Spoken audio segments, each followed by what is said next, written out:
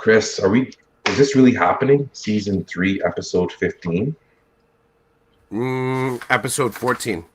But that's where you and we're gonna have conflict Oh. because our messed up issues last week. Last week was supposed to be season 3, episode 14.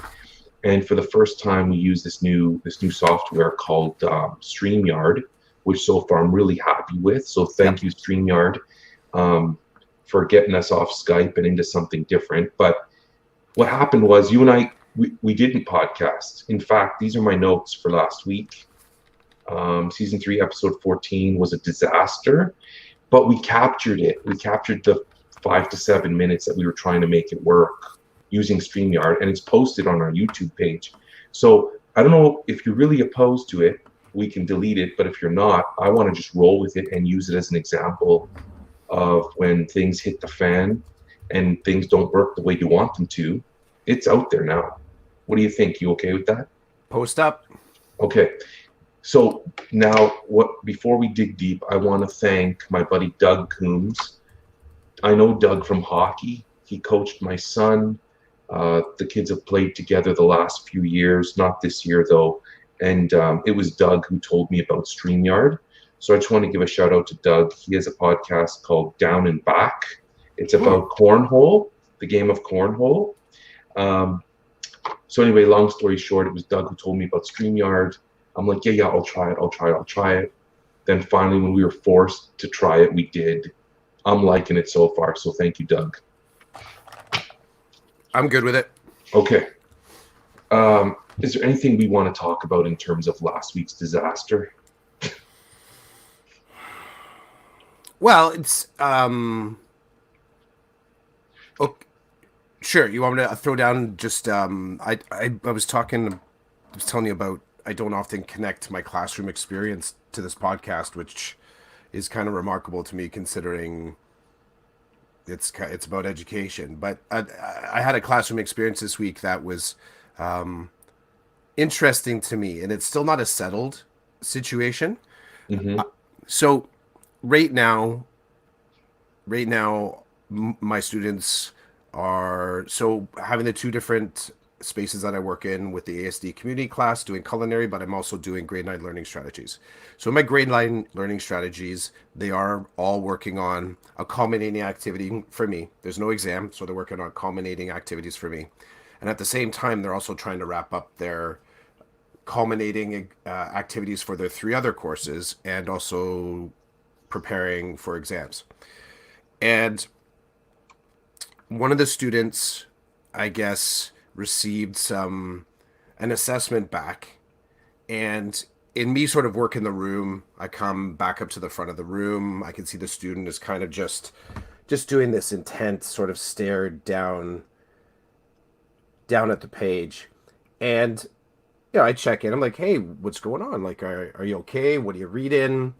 Just a little bit of the soft cajoling to kind of get them back in the game again. One of the conversations we had just when we first came back from the winter break, the 2 weeks, I said, typically this stretch of time, just when you come back from the holiday and we're making it to the end of semester 1, I said, that can be a really difficult time.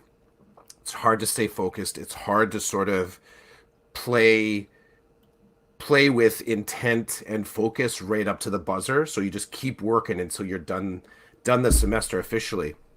And I kind of gave it to them as a heads up saying, it's tough for teachers, it's tough for students, it's tough for everybody. So just, if you're having trouble keeping focus, make sure, call me over. I'll help you out with it. We will kind of work it out. We'll make sure that you make it to the end. You close well.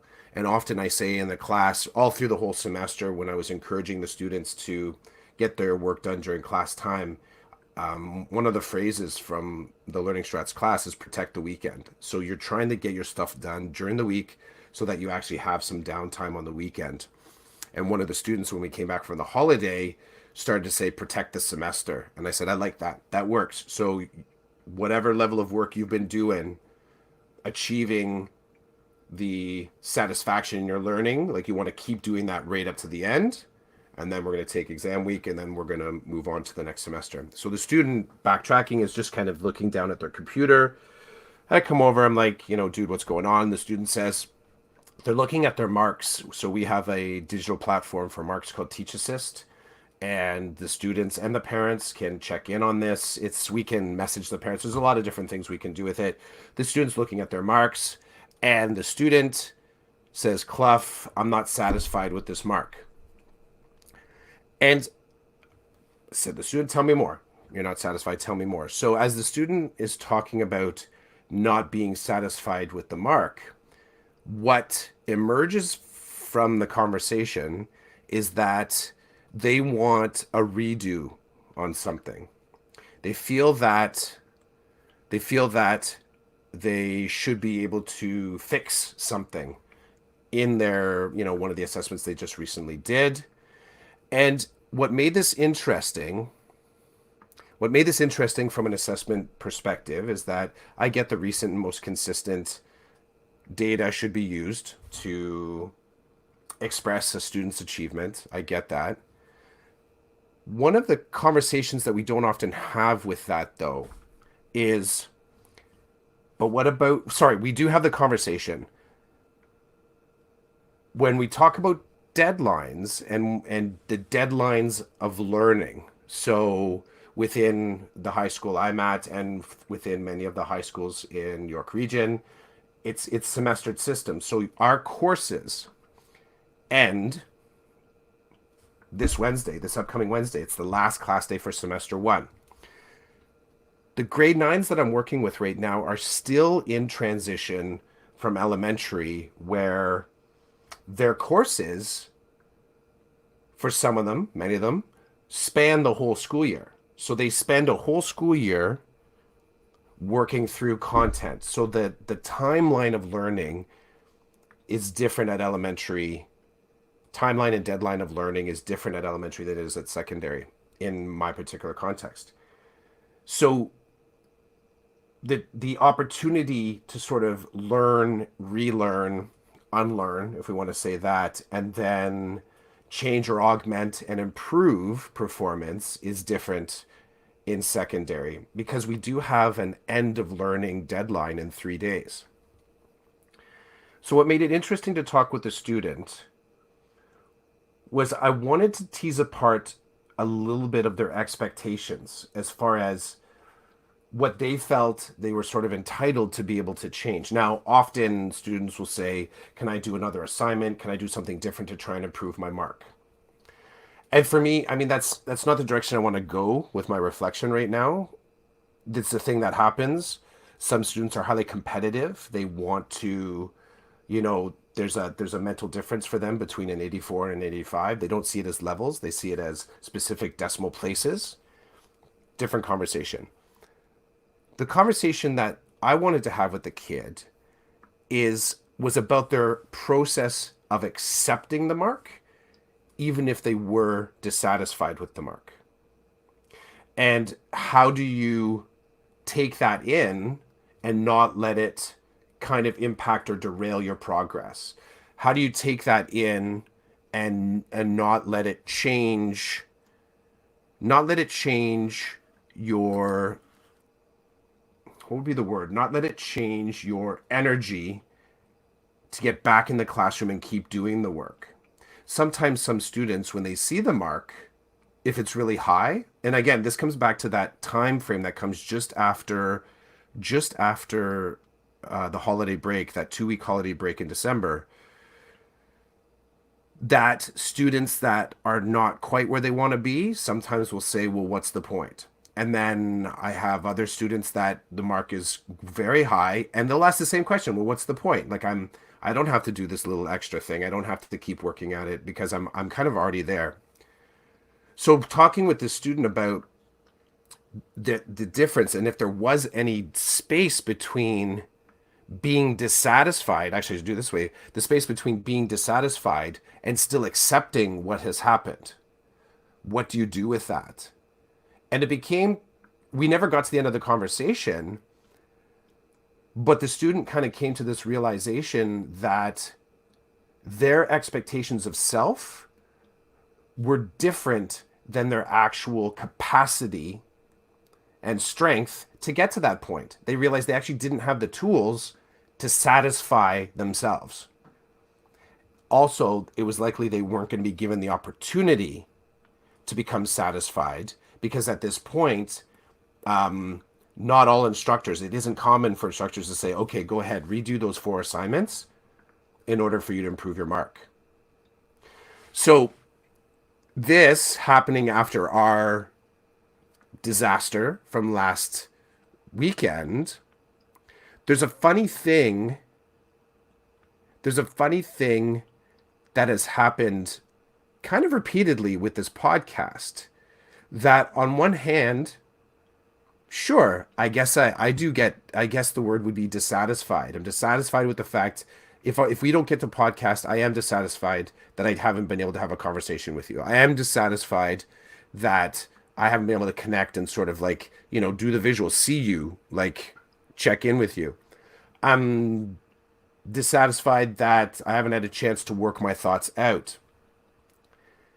But I've also had to accept the fact that the next time could be different. I have to accept the fact that there's only so much I'm willing to do. There's to sort of like make the perfect podcast or to sort of make the optimal reflective piece of practice.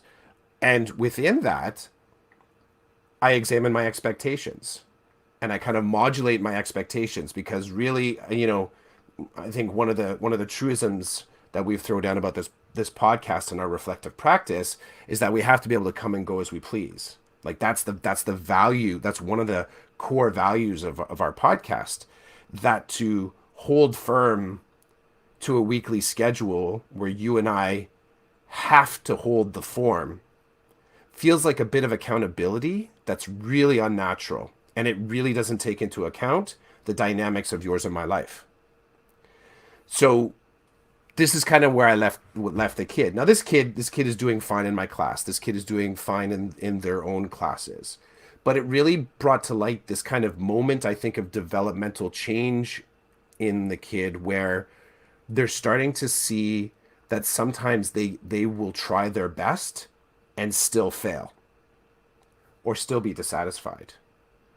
I'll be returning to it this upcoming week. We're going to be talking about we've talked a lot about how do you set yourself up to have good exams, like how to close well. We've had lots of conversations about that. But it takes practice. It takes practice to fail and to accept the fact that you're failing and to accept the fact that you could be still dissatisfied. So these kids are getting a lot of self-knowledge in this first semester of learning about high school. It's going to take probably a full school year for some of them to actually be able to become reflective about it because their emotionality is so close to their reactivity. Like there's no space in there to kind of breathe and say, you know what, I got time. I'll figure this out. It's not the natural reaction from some of my students right now. Well, I can't blame them. Like, I heard your story. I get what you're saying. As a human myself, it took me years to realize that no matter how hard I work, failure is still an option. Like, it's just because I've worked hard at something, I've practiced something, does not mean it's going to automatically lead me to success. And I believe personally that the harder you work, the more skilled you become with something, the more time you put into something, the probability increases, like, of the chance of success. I totally believe that. But even then, there's still the probability of failure. And it's a tough lesson, man. Like, even for someone like myself, mid 40s, it still hurts when you do certain things, you work at certain things, and you don't get the results that you feel you deserve. And I think that's the thing for me. Like, when I feel I'm entitled to something, man, am I setting myself up for disaster. So my mindset these days has been going into things really, actually, you know what? I've been putting a lot more time in the back end of my thinking rather than holding on to it until I reach the desired outcome or the product that I want. So what I've been doing lately, and lately I'm talking like the past 2 to 4 years, is to really think about, why am I going to do what I want to do? Like, what's the purpose of the process I'm about to enter into? And I find the closer that process aligns with my core values and my interests, and not so much attached to an outcome, then it doesn't really matter what happens in the outcome, because I was never really invested in that in the first place. It's like, I think our podcast last week, and the fact that it didn't work, and that we were like, and I was frustrated. If you watch the video, I was frustrated. I'm like, this sucks. We're not going to do our podcast. And, I had been in Buffalo, and like, things are happening. I wasn't going to be around. So it's like, when we do have the chance to podcast, I want to make it happen. So I was frustrated. And I think 5 years ago, it would have ruined my day. I would have been bummed for the whole day. It didn't ruin my day. As soon as we shut everything off, I'm like, okay, well, I went about and did other things. It's like, it didn't work, because this podcast that we do, in my mind, there's no like end product. We're not doing this for someone else. We're having our conversation. We're talking about our work. We're talking about our life. And we like checking in with each other, right? And when we don't do it, it feels kind of weird. And even though, we can say it's a show about nothing, it really does have like some core values. There are reasons why we do this podcast. And part of those reasons are that, one of I guess the laws of our podcast is it needs to fit with our life. And so if one weekend goes by because you're away or I'm away, well, that's just how it's going to be, because that's one of the laws of our podcast. That's how it operates. If we're forcing ourselves to do this every week because we have to put something out, I think for you and I, that would change the dynamic of this whole thing. And I'm not interested in that. That was kind of part of my mentality when I did my last podcast, and that's gone now. It doesn't matter. What matters is the conversation, the reflection. So for me, and what's killing me is when I talk to my boys about this. Both of my boys have a very hard time right now with hard work and failure, right? Like, the one who plays a lot of sports feels like he's owed something because he practices so much and plays so much. And I keep telling him, you're not owed anything. Like, all you can do is control the time you put in and the effort you give it. And then what comes after that is like the universe playing games, having fun. You can't. But a 9-year-old, that's hard for a 9-year-old. And then my older son, same thing. Like, I think he doesn't want to put any work in because of his age and his attitude right now. And it's like, dude, you have to put some time in. Putting no time in equals failure almost every time. And that's going to be your reality. So you have to put time. So I'm caught between these two kids. One kid is putting all kinds of time in one area and assumes success. And the other kid's putting no time into it and assumes success. They're both wrong, right? Like, it's like, but I believe you have to put in some time. Like, you can't do nothing and expect success. And if that happens, then you should have bought a lottery ticket, right? Because that's what everybody wants, right? They want to win big, but they don't want to do the work to get you to win big. And even when you put in the work, it's not guaranteed. So now in my old age, I'm trying to let that mindset creep into everything I do. Why do I want to do something?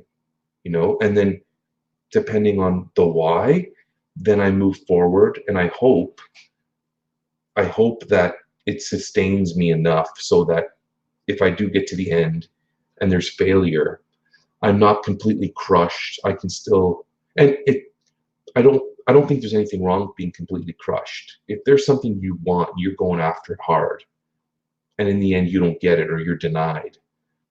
There's nothing wrong with feeling that, oh my God, I put in so much time, I didn't get what I wanted, and be down. I don't think there's anything wrong with that. I think living there is the problem.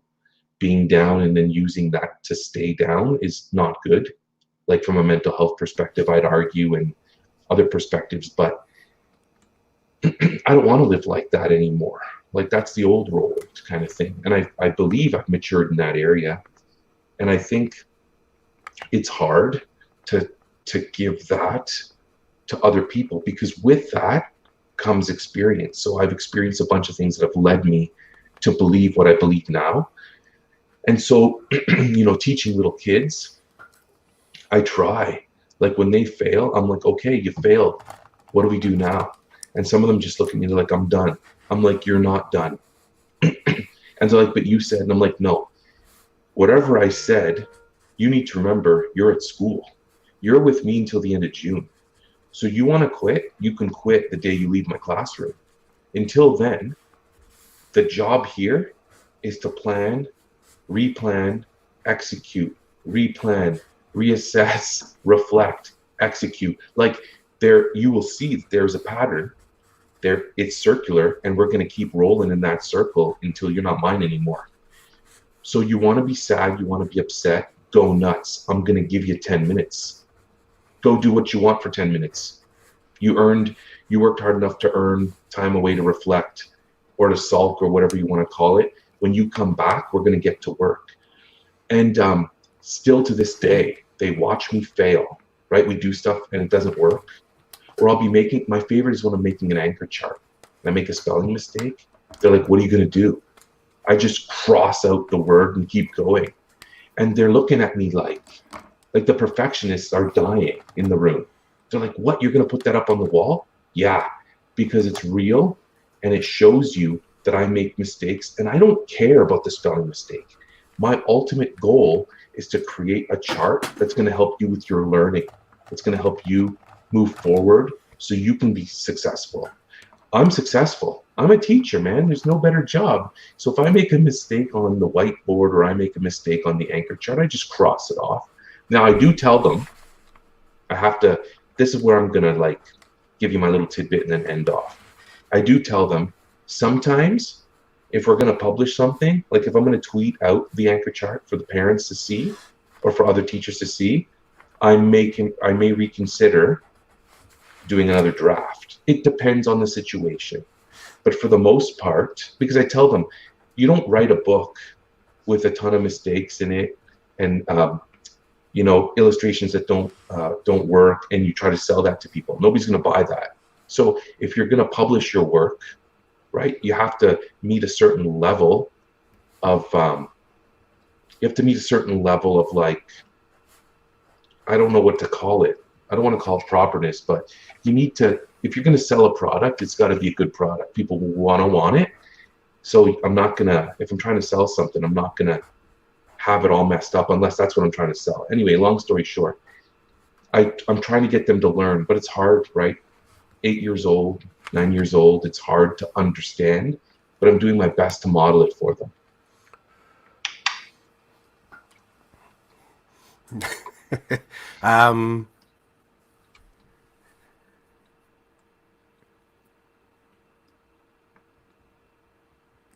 I don't even know what to say. It's a funny.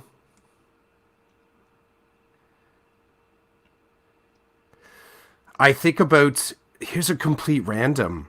So I feel like we're one of the overlapping, one of the sort of like the Venn discussions that could stem out of this is the whole conversation around going gradeless and building that robust feedback community where you can have honest conversations about trial and error, prototyping, version 1.0, 2.0, 3.0, 4.0, sort of open and differentiated opportunities.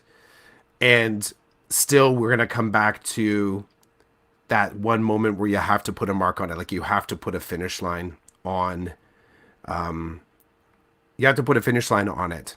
And there's a really interesting tension there between putting a finish line, what happens at the finish line with the information you actually learn as you finish. So I don't know if we've had a lot of, I don't know if I've been in a lot of conversations around, I haven't been in a lot of conversations around that moment, specific conversations with students. I got to be honest, that moment where you actually have a task completion, whether or not they've found any satisfaction in the opportunity. Like we do at the end of our exam schedule, we do an exam review. So our exam review day, here's what's interesting. Here's something that it occurs to me. Our exam review day, and this is fairly, I think this is typical in our board, is a half day.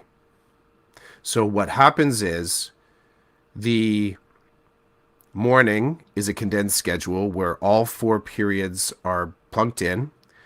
And you as a student, you as a learner have the opportunity to go meet with your teacher from your first, whatever semester you're in. You have the opportunity to go sit and visit and review, I guess at the heart of it is to review your exam performance, but it could be your culminating activity performance.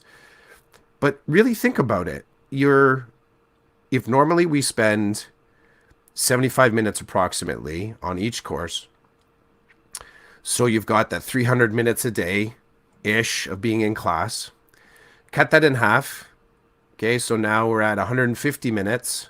Did I do the math right? I think so. We have 150 minutes to do all 4 courses. And in theory, let's say on average, let's even say you have 25 kids in the class. So now what you've got is 35 minutes. You could have a lot, let's say you get a minute per kid to go over their performance. And the amount of time that's spent in developing the knowledge that blooms out of that culminating activity to end on a 1 to 2 minute meeting potentially to give the feedback to sort of move forward or to go into that frame that you were talking about, the prototyping, the redo, the fix, the let's try it again. There's something to that, the fact that we give 1 to 5 minutes, and not all students come on the exam review day. They'll choose not to come. But if we're building the exam review day with the intent of honoring failure in the same way that we do success, I mean, there's time that should be spent in both frames. Like you have got to spend the time.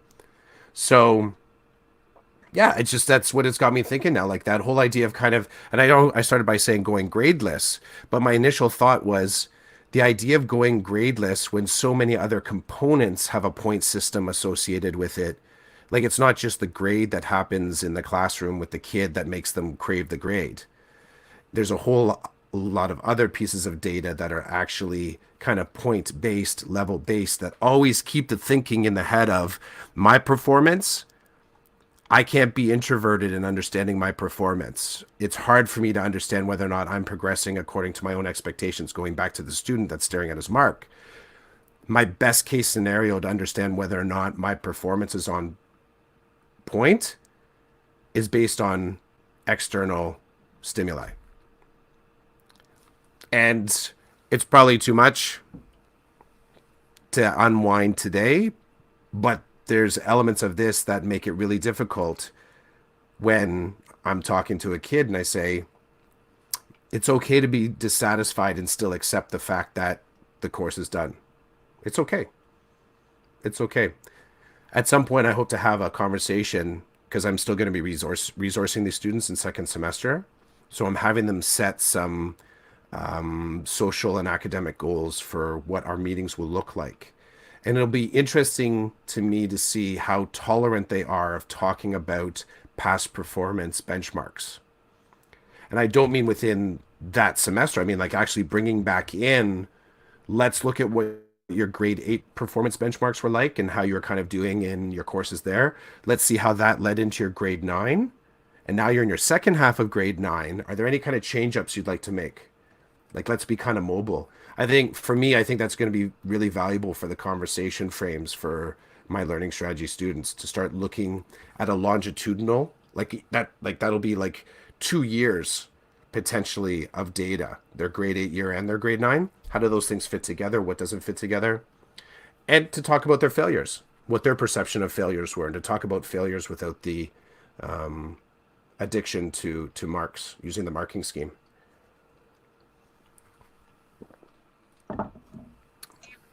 The whole mark thing, we could talk about that for hours. Mm-hmm. It's crazy. Even if I find I don't do a lot of marks while we're doing our formative work and my formative assessments. But it kills me because at the end of a unit, I'll send home the product, the end task, with a rubric attached for the parents to inform them. And the first thing the kids do is look for that mark. And I'm like, why are you looking for the mark? You did well. You did well. And they're like, no, I didn't. Why do you say that? And then they think, well, this is a B minus or whatever. I said, listen, this is where you started. This is where you ended. There was growth. You learned a lot of things. You were able to do things at the end that you weren't able to do in the beginning or the middle. But now you can do them. And I'm like, that's growth. I said, all this mark stuff, it's for your parents. Like, it really is. You just need to know where you've improved, where you need to keep working. If you can focus on that, then you'll continue to improve. Don't let a grade bring you down. And I tell them I have to do it. I have to inform your parents. That's part of my job. And I said to them, but I'm informing you every day. Every day when you come, you say, you show me your work or you ask me questions, I guide you, I correct you, I positively reinforce what you're doing right. They just look at you like you're crazy. And that's the world we live in right now, right? Like, that's why I'm so happy the teacher performance appraisal process is a pass or a fail, right? Your principal will let you know, this is what you need to work on. This is what you're doing really well. And you go forward with it. I remember when we had the rating system, it was horrible. It was horrible. Like, you'd see your one colleague at one school who's an exemplary teacher just get a satisfactory or a good, right? And then you go to another school where the principal doesn't buy into this nonsense, and every teacher that principal does the TPA on is exceptional. Like, that's what the ranking is exceptional. And people get their backs up. And that sucks. I was one of the people who worked for a principal who called me exceptional. To be honest with you, on that rating system, I would never call myself exceptional. Never. And so it was kind of embarrassing then. Because people, oh, how'd you do? I did well. Oh, did you get good? No, you got exceptional, didn't you? And I'm like, yeah. And they're looking at me like, you're not exceptional. I'm like, I know. And it's like, are we going to fight about this? Or are we just going to move on? Like, I got lucky this time. Maybe my next principal says you passed by the skin of your teeth. I don't know. And then it changed back to just pass or fail. So I think for some things we don't need, you don't need a grade for your teaching. You need to know what you do really well and what you need to work on to become a better teacher. Anyway, thanks for taking us down that road. I know it can get heated, it can get really big, but I think we're good to just leave it where it is for now. If anyone's got thoughts. Well, next year I go through my TPA. So just to that end. Can I share one more thing? Of course. So one of the truths of this year is that I applied for a position at another school. I applied for a position of responsibility, a position of leadership, so an assistant headship at in a special education department. And So I didn't get it. I was not successful. I was not the successful candidate. So I got my feedback session, and one of the pieces of feedback was that at the heart of it, I ramble. That's the most direct way to say what the interviewer was telling me, and that it sort of circled and then answered. I should have went more directly to the answer. And I take that feedback. It's double edged, right? Because part of it is the way that I talk about education is not compartmentalized just into very specific boxes. Despite the like, and even when I sort of like when I pack it away, there's a whole lot of connective tissue between how I look at special education to how I look at school leadership to how I look at connecting communities and culture. Like there's just too many threads there. So for me to ask what looks like a simple question on the page, I get a whole lot of inspiration from it. Plus, I get distracted in my own answers. That's a reality about me. And the unnatural part to the interview process is that it's not dialogue. There's no provocation where, you're sort of bouncing ideas back and forth. So if when I become untethered and I start just kind of like moving from, let's say, the concrete into EDU philosophy, yeah, it's going to become cloudy. It's going to become gray. It's a good moment for me to remember because I try and think of, well, what are my choices here? I did prepare for the interview. I sort of read, there was different things, pieces of literature to be aware of. There were different principles and protocols and policies within the board to be aware of. There was also the special education literature to be aware of. There was my practice to be aware of. Like all of these were the intersections coming into the interview. And the idea that I could distill that down, there were 6 questions that I had to answer. The idea or the challenge of distilling that down into something that's satisfactory in a moment like that of 45 minutes is incredibly difficult. So this doesn't change this. And on one level, I feel like I interview calmly. Like I'm used to talking about education. I'm used to talking about some of my experience in education. So what do I do? What do I do with that? Is it a failure? Is it feedback? I don't really go into well, it wasn't meant to be, Clough. And a few people said that to me. I'm like, no, no, no, no, no, no. I won't accept that type of existential randomness in the interview process. I like to think that there's still something kind of concrete and criteria based that I can, if I choose to, improve upon. But that's my hanging point. Will I choose to improve that? Or am I actually okay with the fact that if this is how I'm going to answer the questions and the questions were not answered satisfactorily, am I still satisfied with my answers?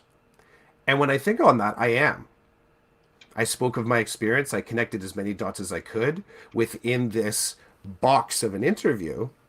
And I hold only myself accountable. I can slowly be in discussions about changing the interview system if I choose to. But if this is the playing field, then this is kind of what this is the game that I bring to it. I can't change the board necessarily, like the playing field. This is how the interviews are going to play out. So my takeaway reflection is it possible that how I want to interview will ultimately limit my progress?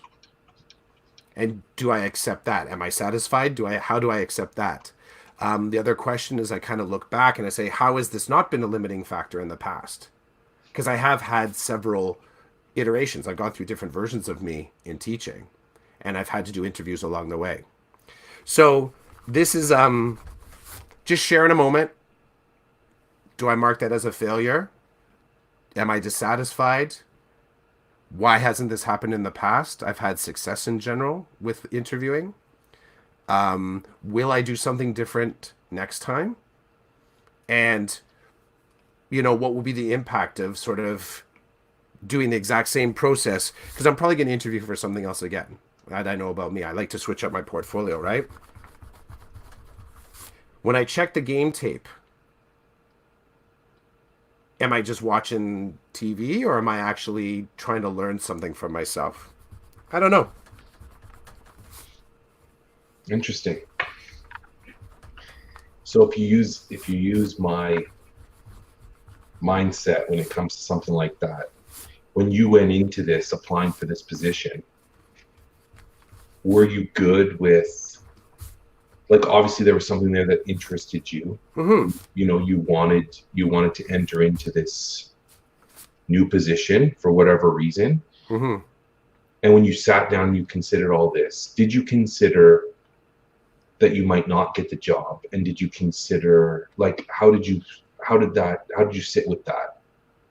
Like, when if you considered, hey, I might not get this, was there, but it's all good because I think this is why I want to do it. And if it doesn't work, it doesn't work. And if Mm-hmm. it does, it does. Like, were Mm-hmm. you like that, or were you like, this is it, the be all and end all, I need to get this, or else I'm going to be down and out for weeks? No, no, there wasn't me kind of hanging on a thread on this.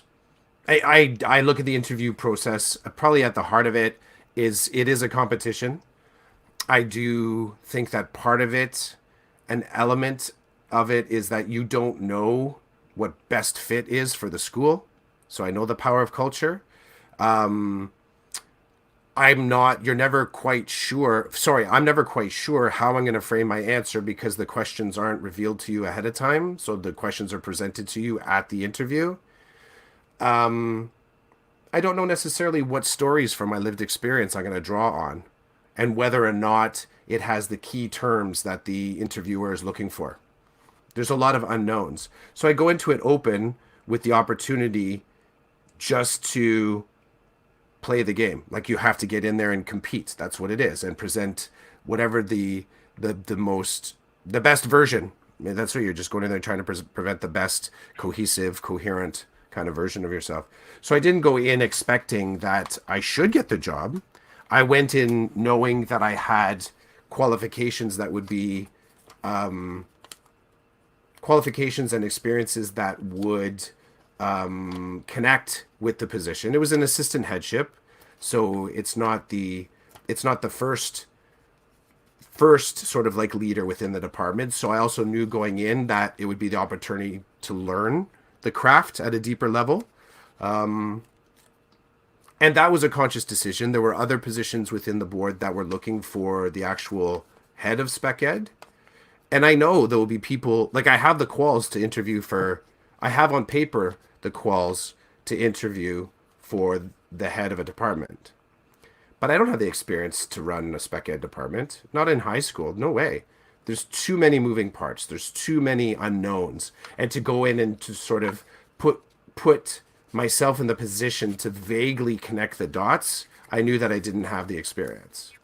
So all of this was a known in the process.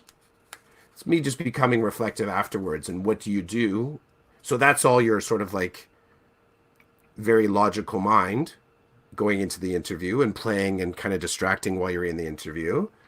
But then there's also that moment afterwards where you're officially told you didn't get it. Because there's hang time afterwards, right? Where you're waiting for either the email or the phone call. The phone call would mean that you're being offered the position. You generally get an email first saying that you were not one of the successful candidates. So that's how our system works. That's how our particular system in our in York region works. Cool. I'm glad you dropped that. I want to drop one more thing if You we got have a it. minute. Yep. Okay.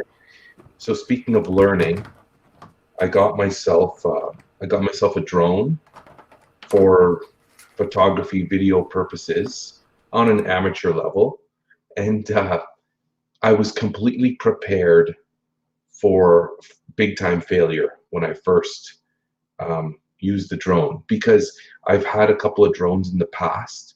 One of them actually lives in the tree at the park down the street from my house, because it was one of these drones. It was not a very expensive drone, and it was lightweight, and it was a windy day, and I was out there kind of learning. And some drones are very difficult to use because you have to adjust. You have to make a lot of adjustments for it to just hover in the sky on its own. And because I have no fluency in that realm, you know, there's a lot of trial and error, and with that comes broken drones. So anyway, my most horrible experience is the drone with a camera on it that I never even got to use is living in a tree in the park. Anyway, so and you know me, like I like to do research, I like to investigate, I like to sit on things, and so this DJI, who is a company very well known for making really good drones for professional photography and amateur photography and stuff like that, they came up with a mini version of one of their pro drones. And the really cool thing about this is that it's so light that it doesn't require, correct me if I'm wrong, people, okay, and don't lose your minds, but I believe that because there are rules around drone usage and where you can fly and what you can fly and all this nonsense, because how high and all kinds of, there's rules and regulations, because it's under a certain weight, it does not necessarily meet the standard for those rules and regulations to kind of apply.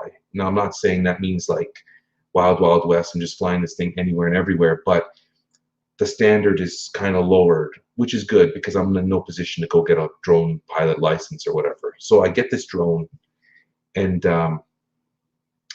it's winter right now, so I'm not taking it outside. And I don't know how it operates. Like, I don't know how much adjustment I'm going to have to do or whatever. So I take it to school, and I literally had 5 minutes in the gym where I could turn it on and kind of see what it does. And it was awesome. It was awesome. The fact that this drone comes from a reputable company, I could see in its flight right away. Like, I put it in the air and it just hovers. Mind you, I'm not outside where there's any wind, but there was no like, it didn't slightly move to the right until I stopped it or anything like that. It literally just sat there. And then I started going forward and backward with it. And with my last drone, if you hit the throttle, it's going forward. As soon as you let go of the throttle, it doesn't stop. Like, you have to adjust the throttle and pull back to kind of compensate for the velocity. Not with this one. I hit the gas, I let it go, and the minute I let go of the stick, it self-adjusted. So it's flying, and then it like totally rips back to stop itself where I want it to stop. And the whole time the camera on it is still. So the images are like great. There's no everything is smooth, everything's right on. So long story short, I had 5 minutes. The reason why I'm talking about this is just because of the learning. Like, I went into this thinking, okay, I bought the extra insurance, so when I smashed against the wall or falls from the sky to the ground, I can make some calls and I can get another drone for very, very, very cheap. But that wasn't my experience. And so it's kind of cool when you go into a situation expecting the failure to come. And trust me, there's going to be failure. When I get this thing outside and I get it high up in the air and stuff, there's going to be failure. But I went into this thinking I could come out of that 5 minutes and have to buy a new drone. And I came out after 5 minutes with enough video to put a little thing together, which I sent you, of just kind of some footage of me playing around with it. But it was fun, and it was nice, and it was a nice relief to not have the failure that was expected to come with this short-lived experience. So I wanted to throw that out there. And maybe do we want to say anything about our food adventures moving forward before you show us your picture, or do we want to just leave that for another time?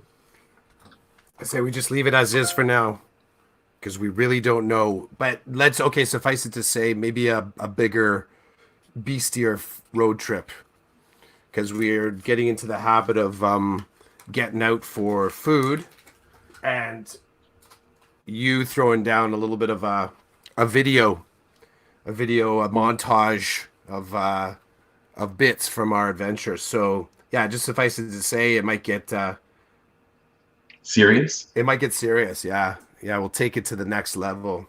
Mount up. Hey, I appreciate that. Yeah. Let's get going. Get going. Let's and you have to say it with the fist, because Do the ya? fist symbolizes power and strength. Nobody's going to stop me from mounting up or from getting going. Yeah. Yeah. There you are, taking the picture of the beautiful drawing. I can't wait to see it. It's got to be better.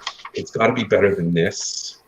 It's got to be better than season 3, episode 14, disaster. So curious. I don't. Who knows? Any. I got some good notes today. That rocks. The your notes, your rules, right? That's right. That's how we roll.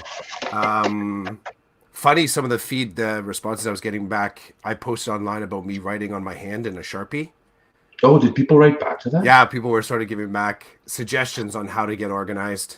Few people though messaging back saying, "Yeah, when all else fails, Sharpie, and I'm a left-hander, or Sharpie, I put on my right hand." Like different people, how they, if they don't have their digital device to track their reminders and their to-do lists, and if they don't have a paper journal or a bullet journal, props to Jason. Is it Jason Trin? Google guy? Yeah. Yeah, he jumped right in. He's throwing down on his bullet journal this year. Good for you, man. I'm just thinking when you just have to write something down quick and you don't have a scrap of paper. So for me, it's about Sharpie because I know it'll write anywhere. So Dude. Sharpie, back of my hand. I haven't even been able to get all of it off. I still have a little bit on that side of my hand there. It just scrubbing the heck out of the skin. But I got the stuff done, like that checklist. Lately, I've gone to, I kind of smirked when I saw that you had posted that. I saw it, I laughed, I kept scrolling. It reminded me of every now and again, I'll just grab a pen and write something on my hand. And the kids are like, "What are you doing?" And I Put it here? No, I put it right on the meaty part here, like because I'm right-handed. Yeah. So I'm trying to. Yeah, you got it. I just grab my pen and I just start writing right there, Yeah. so that I'm always seeing it. And the kids are like, "What are you doing?" And I'm like, "This has to happen today, and I can put it on all the sticky notes that I want. But if it's on my hand, every time I go to pick something up, I'm going to see it and I'm going to get it done." Yeah. It's just funny. They look at you like, "What are you doing?" And I'm like, this has to happen today. And so I'm writing it here because it's the ultimate reminder. It is. So a little bit of, tattoo action, your to-do list. So yeah, it was just, I don't even know why I mentioned that, but it was funny. People throwing down on that. So here's the pick for today. Oh, I like it. Is there any stopping that shit from going down or what? I don't know. It's not quite under yet. Those waters look choppy, eh? They do look choppy. They're choppy. I'd love to talk to the captain of that ship, see what's going on. Hey, thanks for making season 3, episode 15 happen. Yeah, you're welcome. Oh, so in the past, so anyone else playing with SteamYard? So in the past, so does this automatically upload to YouTube? Yes, sir. So then it's just me to go in there to grab the link. So it's one less step. Yeah. Okay. So I should be able to see it, and it's connected with the DeCodEd page? Yes, sir. Cool. Okay. Yeah, it's all good. All that I have to do after this is do what I normally do to rip the audio, write the blog post, push it to iTunes, and we're good to go. Okay. I'll push it out to, as I do, out to Twitter. And cool. Yeah, if you get a chance, push out the episode 14. Will do. Thanks, buddy. Have a good one. You too. Take care. See ya.